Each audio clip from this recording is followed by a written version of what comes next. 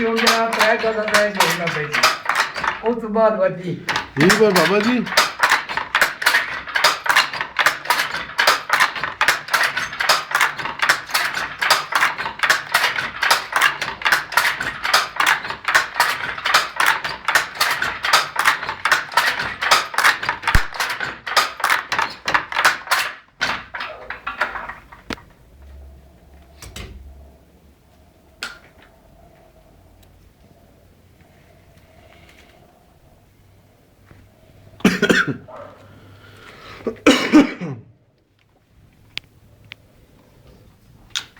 ये तो बाबा जी एक एक ताका जोड़ के खड़ना मैंने इधर जोड़ना पैना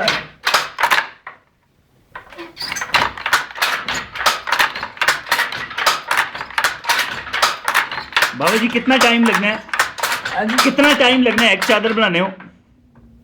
ये जो ट्रे बाड़ वाली नहीं जी हाँ जी ये सी कदे सुबह घेन के अंदाज़ डिग्री नमाज तक कम से कम 3 दिन लग गए 3 दिन लग जाने। हाँ जी क्या बात है। इतनी तो सही बच्चा काम दसा नहीं क्योंकि इस मेहनत बहु है हाँ। मजदूरी नहीं होना आजकल 600 रुपया से मिस्त्री पे घेना रोटी चाह भी देने हैं यही गल है। टाइम से आना टाइम से छुट्टी करवाने बिल्कुल यही गल। ਅਸੀਂ ਹੁਣ ਸਵੇਰ ਗਈ ਸ਼ਾਮ ਤੱਕ ਲੱਗੇ ਰਵਾਨੇ ਜੀ तो पूरी ਇਹਨਾਂ चादर ਨੇ ਹੋਣੇ ਜੋ ਨਹੀਂ ਨੇ ਜੀ ਪਹਿਲੇ ਤੋਂ ਅੰਦਰ ਨੇ ਬੰਡਲ ਹੋਣੇ ਨੂੰ ਬਸ ਤੇਰਾ ਤਿਆਰ ਕਰਨਾ ਪੈਣਾ हाँ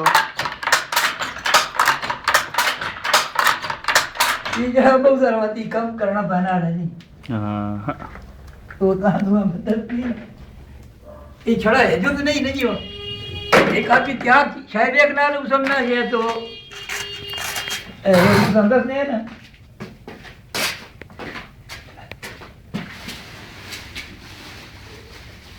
मलिक साहब हमें भी कैमरे की आंख ले जाएंगे, हम यहाँ बैठे। ये फरहान दाऊद भट्ट साहब हैं जो इस फैक्ट्री के को ओनर हैं। ये जो बंडल फैक्ट्री के को ओनर हैं। इस तरह बंडल होना इस तरह ये मत तैयार करना पैना बहुत सारा मसला है जी हाँ ये उस तरह करना मैंने ना जैसे हां ये तक है वो जो बोला बना लियो ये तक नहीं निशान टेक्सटाइल इंजीनियर फरहान दाऊद भट्ट साहब ये निशान जा लगा बा हाँ हां जी ये जिवे इतक हो गई थी जब तू पल्ला शुरू हो गई थी अच्छा